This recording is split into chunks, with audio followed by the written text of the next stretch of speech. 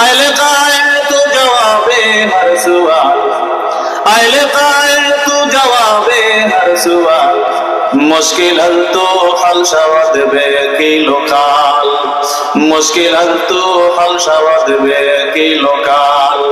মিয়ানে আশিক ও মাশূক রমজাস, মিয়ানে আশিক ও মাশূক রমজাস, কিরামান কাতিবিন রাহম খবর নেস। হযরত ইব্রাহিম ইবনে আদহাম রাহমাতুল্লাহ আলাইহি বিশাল সাম্রাজ্য বলখের বাদশা ছিলেন, সম্রাট। যে কোনো কারণে উনি বাদশাহী ছাইরা দিয়া বন জঙ্গলে চলে গেছে। এতদিন করছেন মানুষের বাদশাহী, শুধু মানুষের, যে মানুষগুলো এক সময় নিমক হারাম হয়ে যায়। এখন তিনি বাদশাহী করতেছেন শুধু মানুষের না, গোটা জগতের বাদশাহী। সুবহানাল্লাহ, সমস্ত মাখলুকের বাদশাহী।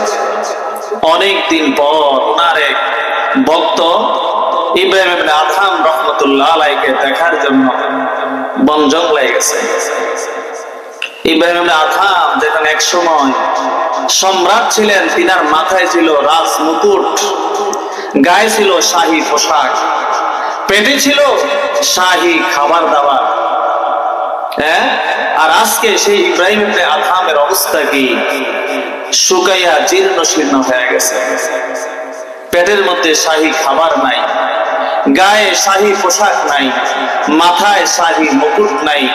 আজকে তার গায়ের মধ্যে ছালা বস্তা, তার মাথার চুলগুলো এলোমেলো, তার পা, তার পেটটা খালি। তো তার ভক্ত অনেকদিন পর ইব্রাহিম ইবনে আদহাম সম্রাটকে দেখতে গেছে। যাই দেখে ইব্রাহিম ইবনে আদহাম রাহমাতুল্লাহ আলাইহি সমুদ্রের পারে, একটা বন জঙ্গলার ভেতরে, সমুদ্রের পারে উপকূলে তিনি একটা খাতা সেলাই করতেছেন। বুঝতেছেন কথা? তো ওনার ভক্ত গিয়া বলে, হুজুর, এই বিশাল সম্রাজ্য ছেড়ে দিয়া আপনি ফকিরি ইখতিয়ার করলেন, বুঝলাম না কি কারণে।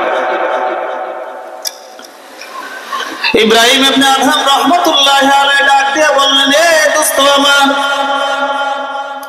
তুমি যেটাকে বাদশাহী মনে করছো, যে বাদশাহী ছেড়ে দিয়া আমি ফকিরিকে ইখতিয়ার করছি, তোমার ভাষায় আসলে ওইটা বাদশাহী ছিল না, ওইটাই ছিল ফকিরি। আর আমি এখন যেই কাজে আছি, যেখানে আছি, এটা হলো আমার বাদশাহী। কারণ এতদিন আমি শুধু মানুষের বাদশাহী করেছি, আর এখন আল্লাহ তাআলা আমাকে কুল মাখলুকাতের বাদশাহী দান করেছে। এতদিন তো মানুষ শুধু আমার কথা শুনতো, আমার প্রজারা আমার কথা শুনতো। এখন আমার শুধু মানুষ কথা শোনে না, বরং বন জঙ্গলার জানোয়াররা পর্যন্ত আমার কথা শোনে। বন জঙ্গলার কীট পতঙ্গ, হিংস্র প্রাণীরাও আমার কথা শোনে। আমি এখন ইব্রাহিম, ওই বলখের বাদশা সম্রাট ইব্রাহিম নই। এখন আমি এমন এক বাদশা, আল্লাহ আমাকে এমন এক বাদশাহী দান করছেন, যে বাদশাহীর অধীনে শুধু মানুষ না, যে বাদশাহীর অধীনে বন জঙ্গলার হায়াওয়ান জানোয়ার গুলো আমার কথা শুনতে বাধ্য। আইলে কায়ে তু জবাবে হর সুয়াল, আইলে কায়ে তু জবাবে হর সুয়াল, মুশকিল হল তো হল শবদ বে কি লোকাল, মুশকিল হল তো হল শবদ বে কি লোকাল।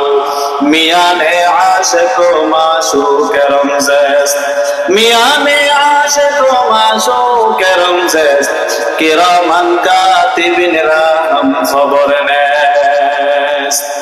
এখন আমার কথা কারা শুনে? বন জঙ্গলার হিংস্র প্রাণীরাও আমার কথা শুনে। এমন বাদশাকে আপনারা দেখছেন? যে বাদশার কথা পিপিলিকাও কথা শুনে, এমন বাদশা আমরা দেখি নাই।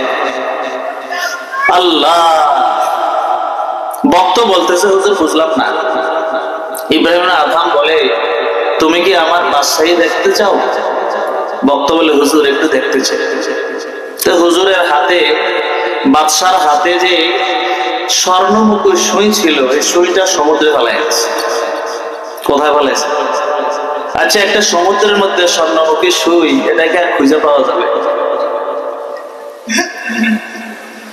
স্বর্ণমুখী সুই সমুদ্রে নিক্ষেপ করার পর ইব্রাহিম ইবনে আদহাম রাহমাতুল্লাহি আলাইহি ডাক দিয়ে বলে, সমুদ্রের মাছ, সমুদ্রের মাছেরা শোনো, আমি ইব্রাহিম তোমাদেরকে হুকুম করতেছি, অর্ডার করতেছি, আমি যে সুইটা সমুদ্রের মধ্যে ফেলে দিলাম এই সুইটা আমাকে ফিরিয়ে দাও।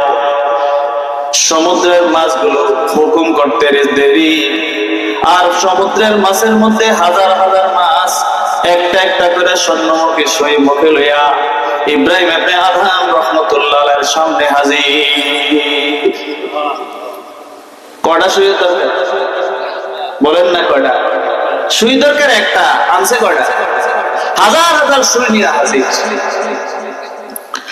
ইব্রাহিম ইবনে আদহাম রাহমাতুল্লাহ আলাইহি বলে, সমুদ্রের মাছেরা শোনো, এত হাজার হাজার সুই আমার কোনো প্রয়োজন নাই, বরং আমি তোমাদের কাছে ওই সুইটা চাই যে সুইটা আমি ইব্রাহিম একটু আগে ফেলে দিয়েছিলাম।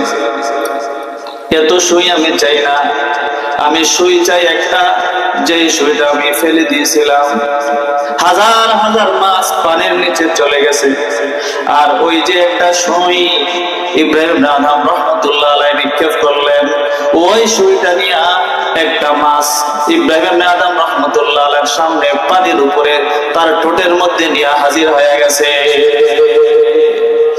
আয় তামাশা জানে আলম হুয়ে তো তুগো যাবারে তামাশা মিরবি, আশিকারা মিল্লত মযহাব জুদাস, আশিকারা মিল্লত মযহাব খুদাস। ইব্রাহিম ইবনে আদহাম রাহমাতুল্লাহ আলাইহি ভক্তকে বললেন, দেখছো নি আমার বাদশাহী? কি বলেন? কি বাদশাহী? সমুদ্রের মাছেরাও এই বাদশার কি শুনতে পারত? কথা শুনতে পারত।